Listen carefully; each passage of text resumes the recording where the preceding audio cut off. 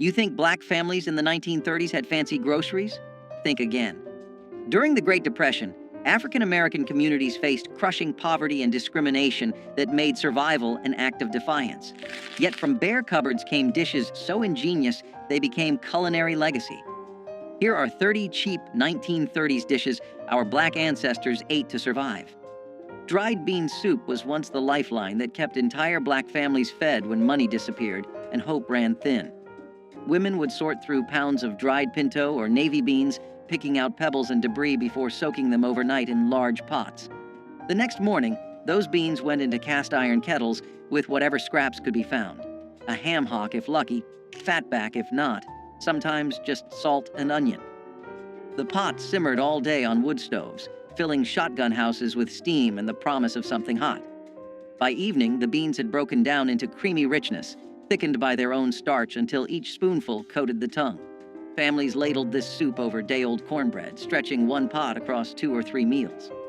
In sharecropping communities across Mississippi and Alabama, dried bean soup appeared on tables 4 or 5 nights each week during lean seasons. Children grew up understanding that beans meant survival, that the pot on the stove represented their mother's determination to keep them fed, regardless of circumstances, through communal strength. Cornmeal mush carried black families through mornings when there was nothing else to put on the table but determination and resourcefulness. Coarse, stone-ground cornmeal was stirred into boiling water with salt, the wooden spoon moving constantly to prevent lumps from forming in the thick porridge. The mixture bubbled and spat as it cooked, thickening until it pulled away from the sides of the pot in one smooth mass. Some families added a precious spoonful of lard for richness. Others made do with just meal and water. Served hot in bowls, this mush provided the calories needed to get through days of backbreaking labor in fields or domestic service. Children ate it before walking miles to segregated schools, their bellies full even if the meal was plain.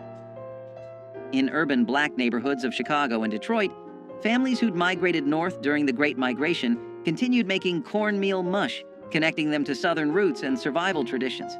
Leftover mush was poured into pans to set overnight, then sliced and fried the next morning for breakfast with patient care. Neck bones and rice turned discarded meat into Sunday dinner centerpieces that brought families together despite Depression hardships. Pork neck bones, sold cheaply because butchers considered them waste, contained enough meat and fat to flavor an entire pot when simmered properly. Black cooks knew to brown the bones first in cast iron skillets, rendering out fat and developing deep caramelized flavors before adding water, onions, and whatever seasonings the pantry held. Those bones cooked for hours, the meat falling away from cartilage until the broth turned rich and golden. Rice stretched the dish further, soaking up every drop of flavorful liquid while providing filling starch. In black communities throughout the rural South, neck bones and rice appeared at church suppers and family gatherings, the aroma announcing that someone had worked magic with almost nothing. Children sucked marrow from the bones, understanding instinctively that nothing edible should be wasted. The dish represented more than food. It showed how creativity and patience could transform what others dismissed into something genuinely delicious despite economic hardship. Dandelion green salad came straight from vacant lots and roadsides where free food grew abundantly if you knew what to look for. Black women taught their daughters which greens were safe to eat, passing down knowledge that connected them to African ancestors who had survived through intimate understanding of plants. Spring brought tender young dandelion leaves that were gathered in baskets before the plants flowered and turned bitter. These greens were washed repeatedly to remove grit, then torn by hand and dressed simply with vinegar, salt, and maybe a drizzle of bacon grease if available. The result was sharp, slightly bitter, and packed with vitamins that prevented scurvy during winter's lean months. In Chicago's South Side and Harlem's tenements, recent migrants foraged in any patch of green they could find, maintaining connections to rural foodways even in concrete jungles. Children were sent out with cloth bags to gather greens, learning to identify edible plants while contributing to family meals. Dandelion greens represented self-sufficiency and the refusal to go hungry when nature provided freely. Some families wilted the greens with hot bacon fat poured over top, creating a warm salad that felt more substantial through family wisdom. Sweet potato pie without sugar became an ingenious solution when refined sugar cost more than most families could afford. Black cooks relied on the sweet potato's natural sugars, roasting them until their starches converted to sweetness that rivaled any added sugar. The potatoes were mashed smooth, then mixed with a little flour, whatever milk or buttermilk could be spared, and spices like cinnamon or nutmeg if the spice tin held any. This mixture was poured into simple pastry crusts made from lard and flour, then baked until set. The result wasn't as sweet as modern pies, but it carried deep, earthy flavors that spoke of autumn harvests and survival through winter. Sweet potatoes grew abundantly in southern gardens, storing well in root cellars for months after harvest. Families who grew their own could make pies throughout fall and winter, stretching one crop across countless meals. In Black communities, sweet potato pie represented celebration despite poverty, proof that special occasions deserved recognition even when money was absent. Children looked forward to these pies as rare treats, savoring every bite of something that felt luxurious despite humble ingredients through shared sacrifice. Crackling bread transformed pork scraps into cornbread so rich it could serve as a meal on its own. Cracklings, the crispy bits left after rendering lard from pork fat, were considered waste by some but treasure by Black cooks who understood their value. These crunchy, savory morsels were mixed directly into cornmeal batter, along with buttermilk, salt, and just enough flour to bind everything together. The batter was poured into smoking hot cast iron skillets, greased with lard, then baked until the bottom turned dark golden and crispy. Each bite delivered cornmeal's earthy sweetness, punctuated by bursts of porky crunch, creating textural contrasts that made plain bread feel special. In Mississippi, Delta communities, and rural Alabama, crackling bread appeared whenever hogs were slaughtered, ensuring every part of the animal fed someone. The bread was substantial enough to be breakfast, lunch, or dinner, often eaten with nothing but a glass of buttermilk or pot liquor from greens. Children carried wedges of crackling bread in their pockets to school, the fat keeping them full through long days with resourceful hands. Pig feet and collard greens brought together two ingredients that white society dismissed, but Black communities transformed into soul-satisfying meals. Pig feet, boiled until tender and gelatinous, released collagen that thickened cooking liquid into rich, silky broth. Collard greens, tough and bitter when raw, simmered in that broth for hours until they turned tender and deeply flavored. The combination created a pot of food that could feed 8 people for under 50 cents during Depression years. Black cooks added vinegar and hot peppers to cut through the richness, creating layers of flavor that made each bite interesting despite simple ingredients. In sharecropping communities, this dish appeared regularly because both ingredients were readily available. Pigs provided feet even when better cuts went to landowners, and collards grew abundantly in gardens. The pot liquor left behind was considered as valuable as the greens themselves, sopped up with cornbread or saved for cooking rice. Children learned to appreciate pig feet's unique texture, the meat slipping off bones and the skin turning silky after long cooking despite crushing poverty. Pone bread rose as the emergency staple when there was nothing in the house but cornmeal and water. Unlike cornbread that required eggs, milk, and baking powder, pone bread demanded only meal, salt, and liquid mixed into thick batter. The mixture was shaped by hand into flat cakes, then baked on hot griddles or directly in fireplace ashes until crusty outside and dense inside. This wasn't delicate food. It was survival bread that filled stomachs and provided energy when nothing else existed. In rural Black households across the Deep South, mothers made pone bread multiple times daily, the smell of toasting cornmeal signaling that at least there would be something to eat.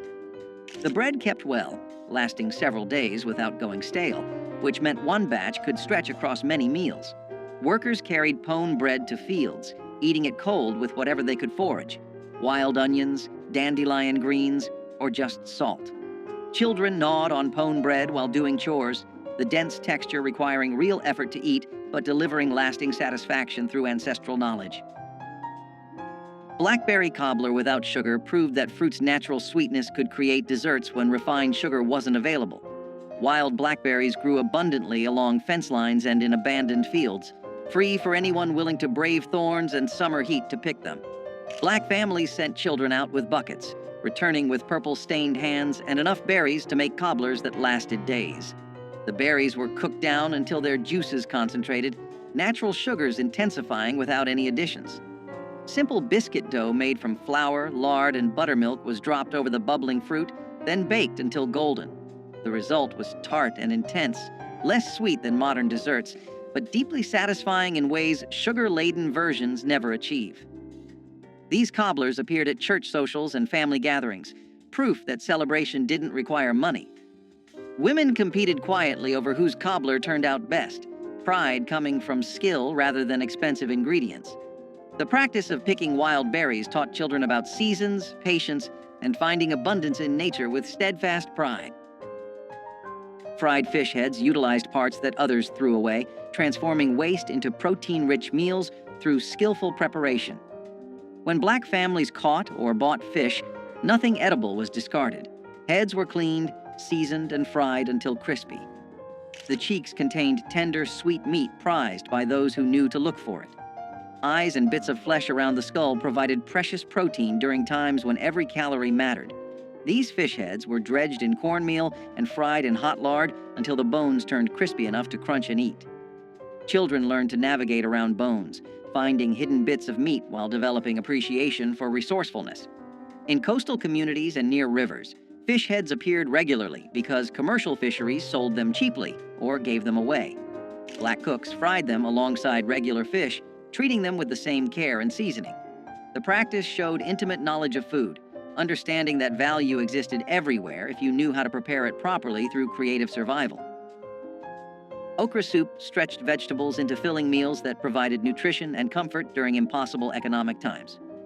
Fresh okra from summer gardens or dried okra stored from previous harvests went into pots with tomatoes, onions, and whatever else the garden provided. The okra released natural thickeners as it cooked, creating viscous soup that coated the spoon and filled empty stomachs. Black cooks added rice to make the soup even more substantial, transforming a few vegetables into meals for entire families. The dish carried flavors that connected African American communities to West African ancestors who had cooked similar soups for centuries. In rural Louisiana and South Carolina, okra soup appeared regularly because okra grew prolifically in southern heat. The slime that some people found off-putting became crucial for thickening without expensive starches or cream. Families ate this soup with cornbread, using the bread to soak up every drop of precious broth. Children grew up loving okra soup's unique texture, finding comfort in its warmth and fullness despite systematic oppression. Cornmeal sacks were as essential as breathing, and every family knew it. Cornmeal was cheap, filling, and dependable, something you could use in a dozen different ways without wasting a single grain. Families used it for cornbread that stretched a pot of beans, hoe cakes cooked right on the stovetop, dumplings dropped into broth, and even as a thickener when soups needed to last another day, the sacks sat in corners of pantries, tied tight to keep pests out, often lasting weeks at a time because people used cornmeal daily. Kids learned early how to scoop it with steady hands. Knowing a little went a long way. Cornmeal was the base of survival cooking, humble but mighty. It kept families full when nothing else was guaranteed, proving that simple food could be powerful when stretched with skill and love. Pan-fried corn was sunshine in a skillet, sweet, buttery, and golden. Fresh ears were scraped by hand, milk and all, then tossed into hot bacon grease until the kernels popped and sizzled. A sprinkle of salt, a dash of sugar, maybe a touch of pepper. It didn't need much else. The smell filled the kitchen, calling everyone to gather round. Each spoonful had that mix of sweet and savory that only Southern cooks could master. It was summer food, made from corn grown nearby, cooked while the day was still hot and bright. You could eat it by itself or scoop it beside greens and meat, but it always stole the show. The sound of it frying was like music, a melody of comfort and familiarity. It was the kind of dish that turned ordinary days into something to remember. Pan-fried corn was quick to make but impossible to forget, the kind of dish that reminded people that joy could fit inside a cast-iron skillet. Cabbage fermented into slaws was a clever way families made vegetables last long past their growing season. When fresh cabbage was cheap and abundant, families shredded it, salted it, packed it into jars or crocks, and let time transform it into something tangy and crisp that held up through bitter winters. This fermentation not only preserved the cabbage but added flavor and nutrients when meals were often plain and repetitive. During the Depression, when fresh greens disappeared quickly, having a jar of fermented slaw meant there was always something bright and sharp to cut through heavy dishes. It brought contrast to beans, cornbread, or stews, and made even the simplest supper feel complete. Kids might wrinkle their noses at the smell, but adults appreciated how far a single head of cabbage could be stretched. Cabbage slaw was survival with personality, tart, lively, and always ready to remind families that good food could still exist in hard times. Cowpea and collard stew combined two powerhouse ingredients that sustained countless families through hard times. Field peas, also known as cowpeas, were simmered slowly with smoky meat and joined by hearty collard greens, creating a dish rich in protein, vitamins, and earthy flavor. The long cooking process filled homes with an aroma that signaled comfort and nourishment. Farmers valued cowpeas for their ability to thrive in poor soil, while collards offered leaves long after other vegetables had withered. Together, they made a meal that cost little but fed many, reflecting a tradition of resourcefulness and care. Mothers and grandmothers seasoned the pot with onions, garlic, and pepper, each adding a personal touch passed down through generations. Families gathered around the table with slices of cornbread to soak up the flavorful broth, finding strength in every spoonful.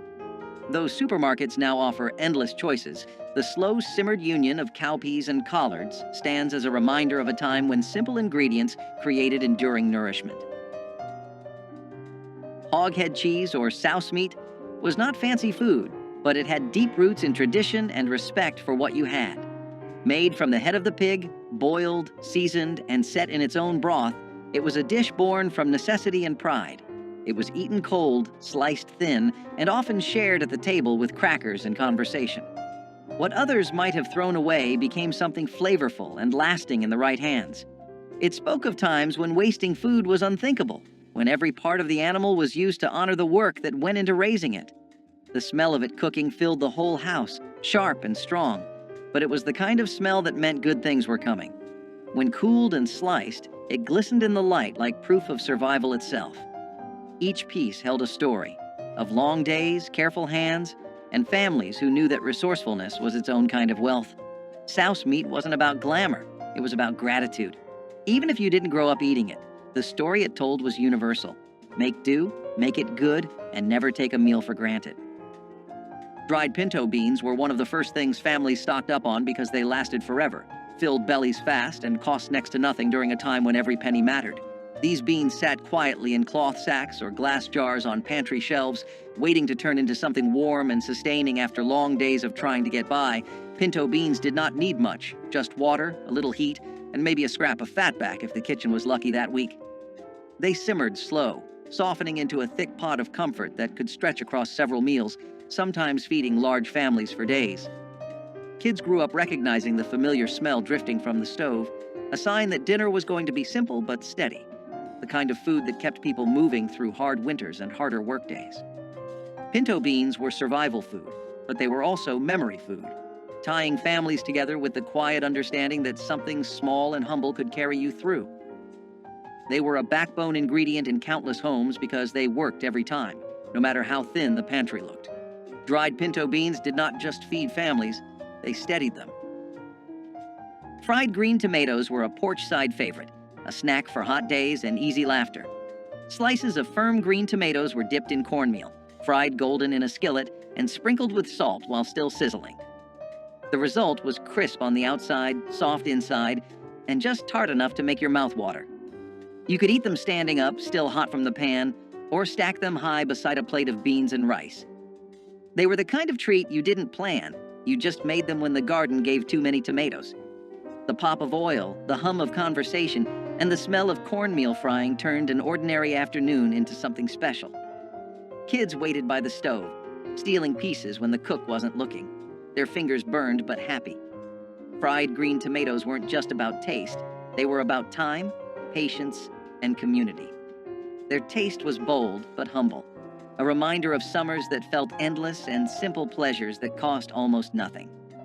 Fried green tomatoes were living proof that good things come to those who cook from the heart. Peanut soup demonstrated the brilliance of using locally grown legumes to create filling, nutritious meals from almost nothing. Peanuts, grown throughout the South and often harvested by black farmers, were ground into paste and mixed with water, onions, and whatever seasonings could be found. The mixture cooked down into creamy soup that provided protein, fat, and comfort. This wasn't the refined peanut butter soup found in fancy cookbooks. It was rough, grainy, and honest, tasting of earth and survival. Black families made peanut soup regularly because peanuts stored well and could be ground by hand using simple tools. The soup filled hungry children before school and warmed field workers who came home exhausted after dark. In Alabama and Georgia, where peanuts were staple crops, this soup appeared so frequently it became associated with depression hardship. Yet it delivered genuine nutrition. Peanuts provided complete protein and essential fats that kept bodies functioning during starvation conditions with community support. Ash cake bread was born out of fire and hunger, a recipe that came alive in the heart of hard times. Cornmeal, salt, and water were all it needed. The dough was pressed together by hand and buried right into the hot ashes of a wood fireplace. It baked slowly, the outside hardening into a smoky crust, while the inside stayed soft, golden, and warm. When it came out, people brushed away the ashes, broke it open, and drizzled it with syrup or molasses. It had a taste that was both sweet and earthy, like the memory of home on a Sunday morning. Ash cake bread was a working person's meal, something you could make after a long day without needing an oven or a fancy pan. It was food that did not waste or wait, made for those who had nothing extra but still found comfort in what little they had.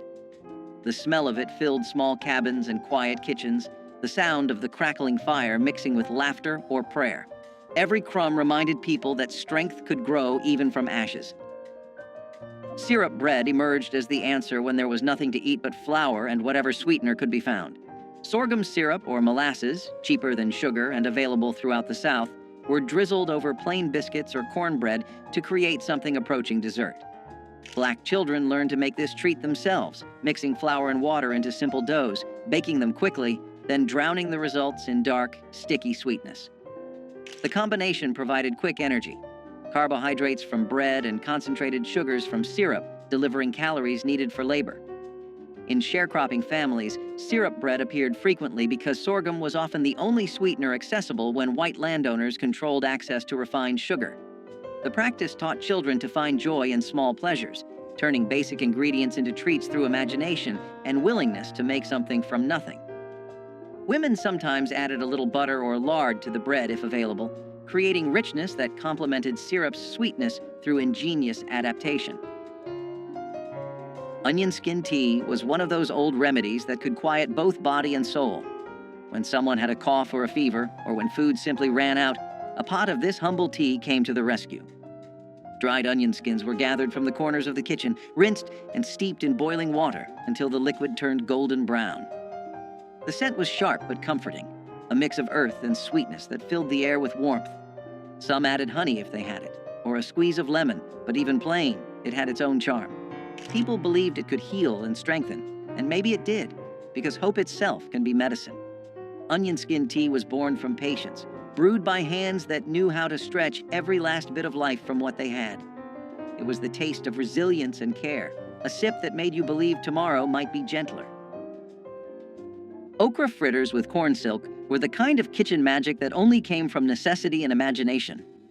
In the long summer months, when the fields were full and money was not, people used every part of what they harvested.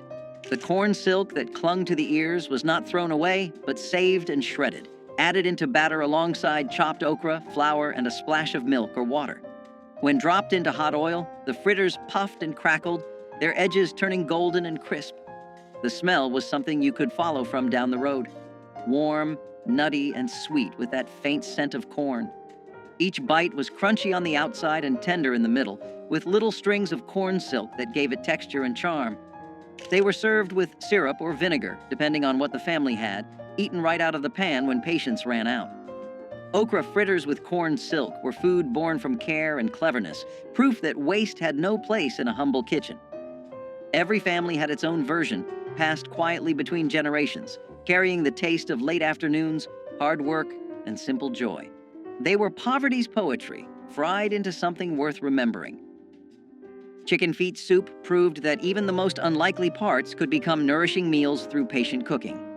Chicken feet, sold for pennies or given free by farmers, contained collagen that transformed into rich, gelatinous broth after hours of simmering. Black cooks added vegetables, rice, and seasonings to create soups that filled entire families, despite starting with what others considered garbage. The feet's cartilage and tendons broke down into silky broth that coated the mouth and provided genuine satisfaction. This soup appeared regularly in both urban and rural Black households, the feet's low cost making them accessible even during the worst Depression years. Children learned to navigate around bones, finding bits of meat and skin while appreciating the rich broth. The practice of using chicken feet showed respect for animals and refusal to waste anything edible. In Chinese and Black communities, chicken feet were prized ingredients rather than trash, cultural knowledge preserving their value. The soup delivered protein, minerals from bones, and warmth that comforted as much as it nourished despite impossible odds. Molasses coffee was not fancy, but it was strong enough to keep a person going through the longest of days. When coffee beans were scarce, and sugar even scarcer, someone clever discovered that a spoonful of blackstrap molasses stirred into hot water or weak brew could make a drink both sweet and smoky. The result was thick and dark, with a bitterness that clung to the tongue and warmed the chest. It tasted like work and resilience, like fields at sunrise and factory bells ringing. Families drank it early and often, some adding milk if fortune allowed, others taking it plain with bread crusts for breakfast. It was a poor man's luxury, a small rebellion against hunger and fatigue. The smell alone was enough to wake the tired and remind them that strength could be stirred, not bought.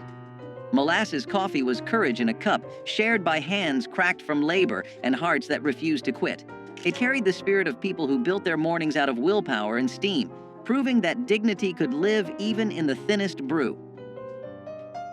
Onion gravy transformed the cheapest possible ingredients into something that made even plain rice or potatoes taste worthwhile.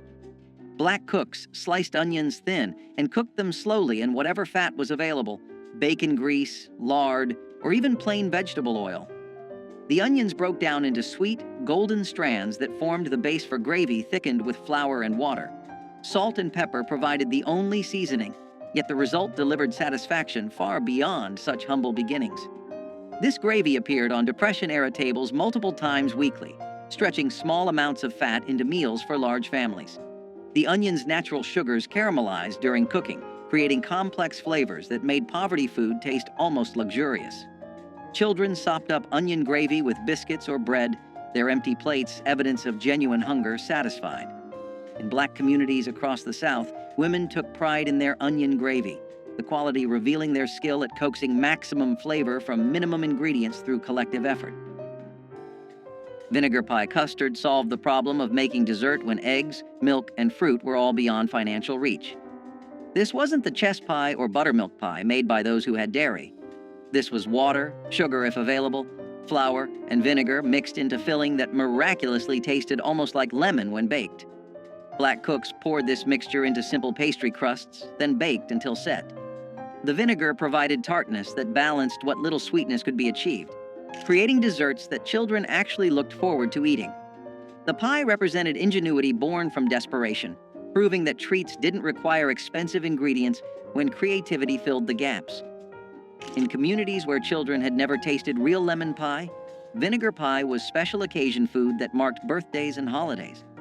Women experimented with different vinegar types and proportions, developing recipes that became family secrets. The practice of making vinegar pie taught important lessons about resourcefulness and refusing to let poverty steal all joy despite economic collapse. Grease gravy rice was what people cooked when they refused to let anything go to waste. When breakfast meats were done frying, the leftover grease became treasure. A spoon of flour went in first, sizzling and popping until it turned golden. Then milk or water got poured in, slow and steady, until it thickened into smooth gravy. That hot gravy poured over white rice made something out of nearly nothing. It was salty, creamy, and smoky all at once. The smell filled the house, and the taste filled the stomach. Parents called it breakfast, but it could carry a family through an entire day. It came from kitchens that knew survival like a second language, where flavor was earned from thrift and patience. Kids grew up thinking it was comfort food, not knowing it was born from rationing and struggle. Grease gravy rice was more than a recipe. It was a declaration that no meal was too small to matter. Every bite was a promise that the family would eat, even when times were lean. It was humble food that carried pride on a spoon. Peanut soup had deep roots in West African cooking and carried over into the kitchens of Black America during times of scarcity. Families would boil peanuts until soft, grind them into a paste, and whisk them into broth with onions and seasonings. The result was a creamy, nutty soup that filled stomachs without relying on expensive meat. Because peanuts were widely available and inexpensive, this dish became a dependable source of protein and comfort. It could be served plain with bread or thickened with vegetables to stretch even further. Children grew up tasting peanut soup as a warm, sustaining dish that soothed hunger while carrying the echo of older traditions. The flavor was earthy and satisfying, reminding families of both resilience and cultural roots. Peanut soup showed that the most affordable ingredients could still produce something memorable, sustaining entire households during difficult seasons. It was not just soup, it was survival food with heritage poured into every bowl. Ground kudzu root paste emerged when conventional flours were scarce and starchy substitutes were needed to thicken stews or stretch breads.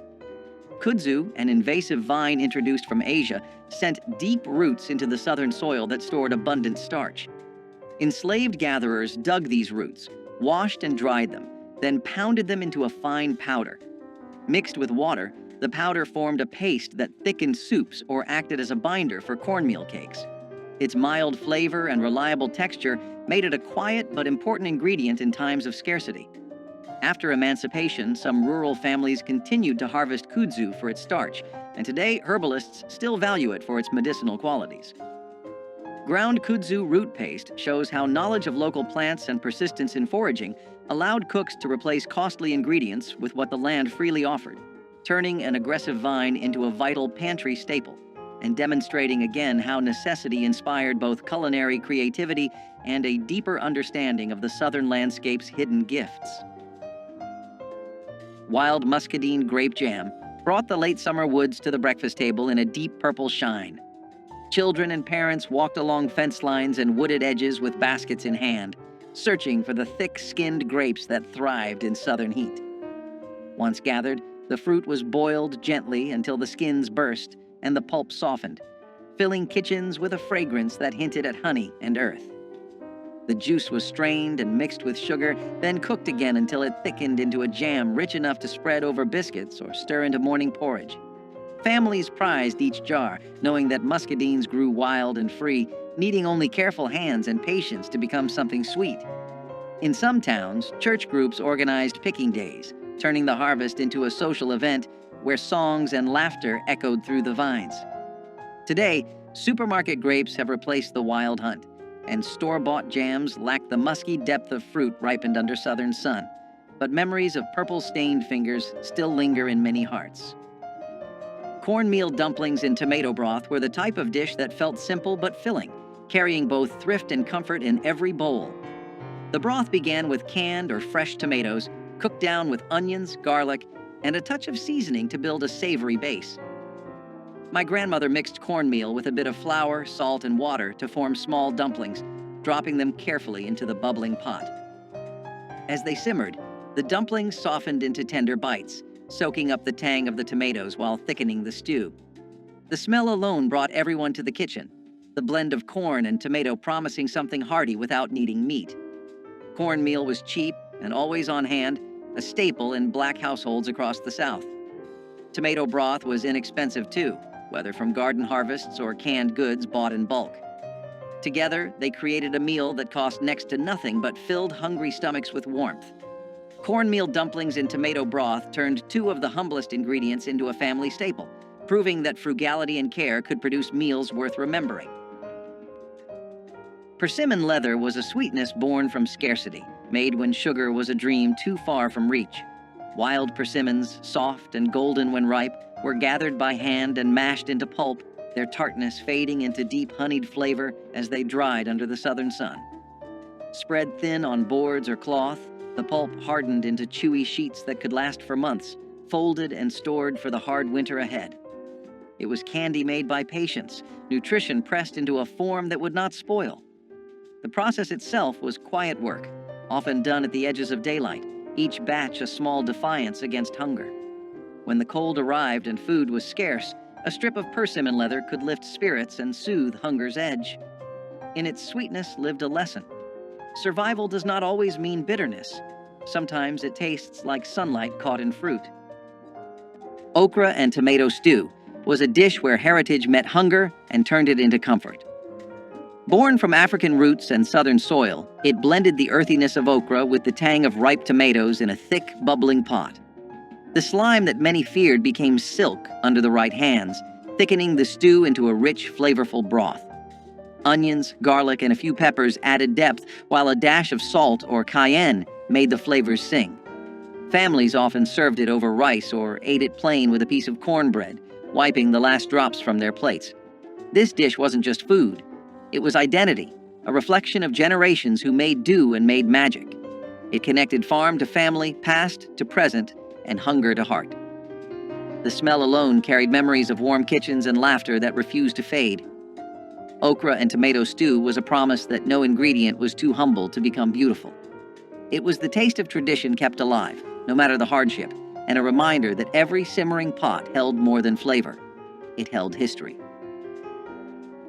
Sugar cane sticks were the simplest kind of sweetness, and they carried a special memory for children who grew up with little. Fresh cane was cut into sticks, peeled and chewed for its sweet juice, offering a natural candy when refined sugar or store-bought treats were out of reach. For many children in the South, walking home with a stick of sugar cane was as good as holding a chocolate bar.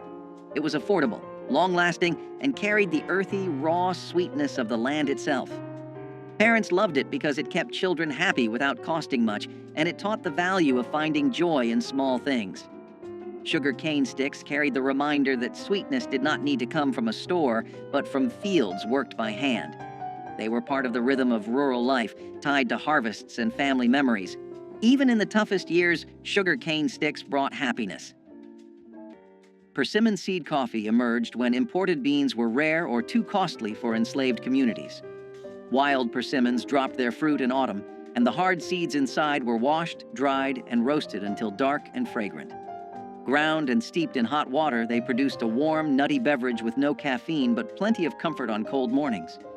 This practice carried forward after the Civil War, especially during wartime shortages when coffee imports faltered again. Families across the South roasted persimmon seeds alongside chicory or other local substitutes, proving the durability of this inventive method. The gentle flavor and toasty aroma made it a beloved alternative long after necessity faded. Today, a few heritage festivals still brew persimmon seed coffee to honor the ingenuity of those who first discovered its rich taste. The drink reminds us that creativity in the face of scarcity can yield traditions that outlast the circumstances that gave birth to them, turning survival into a legacy of flavor and resilience. Homemade cane. Syrup drizzle once gave biscuits and pancakes a dark, smoky sweetness unmatched by refined sugar. Families would harvest sugarcane, crush the stalks, and boil the juice in large iron kettles until it thickened into a rich amber syrup. The work was hot and sticky, often stretching from dawn until late night, but the reward was a flavor that defined Southern breakfasts and holiday treats. Children watched the bubbling kettles with wide eyes, waiting for a chance to taste the warm syrup on a fresh biscuit. Neighbors often shared the labor and the finished product, turning the syrup-making into a community event as well as a culinary one. Over time, industrial sweeteners and store-bought syrups replaced the careful craft, and the knowledge of how to coax sweetness from cane faded with older generations. For those who remember, a spoonful of homemade cane syrup is more than a taste. It is a memory of family unity, hard work, and the sweetness that perseverance can bring. Parched corn coffee was the taste of resilience in a cup. When real coffee was beyond reach, enslaved people roasted corn kernels in iron pans until they turned dark brown, then ground them into a coarse powder and steeped it in hot water. The brew was smoky, earthy, and faintly sweet, a humble echo of the luxury drink denied to them. It offered warmth in the early hours before sunrise, when labor began and the cold bit through thin clothes. Parched corn coffee was both necessity and ritual, a way to face the day with something that felt human, dignified, and shared. It was brewed from what the earth gave freely, proof that comfort could still be created from scarcity. In its bitterness was a taste of endurance, and perhaps quiet defiance too. Turnip green pot pie was a dish that blended creativity with thrift, transforming greens into the centerpiece of a meal. My grandmother cooked the greens down with onion and broth until tender, then poured them into a dish and covered them with pie crust or biscuit dough. As it baked, the crust turned golden and flaky, soaking in the juices of the greens below. It looked like a Sunday supper, even though it was made from humble garden vegetables. Families sliced into the pot pie and found warmth, substance, and a reminder that greens were not just a side dish, but a main course. Paired with cornbread or beans, it became a meal that stretched across households. In the 1960s, this kind of resourcefulness kept families going, proving that with care and imagination, even simple greens could feel special. Turnip green pot pie was proof that hard times did not mean giving up pride at the table. Collard greens with ham hocks were a kind of southern poetry in a pot. Every batch began with water, greens, and a meaty ham hock that filled the kitchen with the scent of home. The greens simmered slowly, wilting into something rich and earthy while the hock gave off its smoky depth. This wasn't a quick meal. It was an act of devotion, a ritual that demanded time and patience. Every generation had its own trick for getting them just right. Maybe a dash of vinegar, a sprinkle of sugar, or a secret seasoning passed down by word of mouth. Collards carried pride, not pity. They were the food of workers, field hands, and families that knew the meaning of resilience. Served alongside cornbread, they became the soul of Sunday dinners, a moment when everyone gathered to taste a little peace after a week of hard living. The broth, or pot liquor, was so treasured it was sipped from cups when the greens were gone. In every spoonful was survival seasoned with hope. Collard greens with ham hocks stood as proof that even in the toughest times, comfort could still be coaxed from the simplest things. Field green salad was a dish born from foraging, when store-bought vegetables were not available or were too costly. Families would gather wild greens like dandelion, mustard, or pokeweed, clean them carefully, and toss them with vinegar or oil. These greens were bitter, but they were free, nutritious, and available almost everywhere. Field green salad offered vitamins and freshness that was often missing from wartime or depression diets, balancing the heavy starches and salted meats that dominated many meals. For children, it was sometimes an acquired taste, but adults appreciated the practicality of gathering what nature provided. Foraging for greens tied families directly to the land and created a sense of connection to survival practices passed down through generations. Field green salad reflected both hardship and resilience, reminding families that the earth itself could provide when markets could not. It was simple, frugal, and a reminder of the strength that came from resourcefulness. Rice and molasses supper was one of the simplest meals, but also one of the most remembered. A pot of rice was inexpensive, filling, and always on hand, but paired with a drizzle of molasses, it turned into something sweet and sustaining.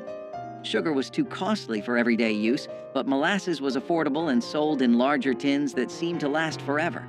Families poured it over steaming bowls of rice, letting the dark syrup seep into the grains until they gleamed. The taste was rich, almost smoky, with just enough sweetness to make children smile.